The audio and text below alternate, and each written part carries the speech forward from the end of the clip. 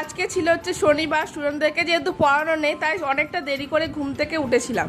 তারপর বাবার একটা জিনিস নিয়ে যেতে ভুলে গেছিলো, তাই দিয়ে আসলাম বাবাকে। আর এখানে এসে দেখি যে বর দিয়ে এসছে অনেক দিন পর বেড়াতে।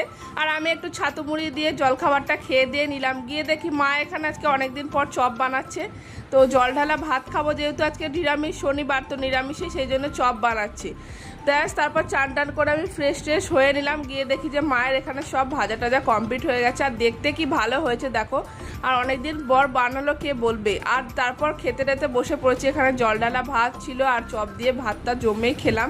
যেহেতু আছে নিরামিষ, পেঁয়াজ খেতে পারবো না, তো পেঁয়াজ হলে তো আর কথাই থাকতো না। ব্যাস, তারপর এখানে বর্দি এসেছে বলে মা একটু বর্দির শাখাগুলো পরিষ্কার করে দিল। আর দেখো দেখতে দেখতে বিকেলবেলা বর্দি বাড়িও চলে যাচ্ছে।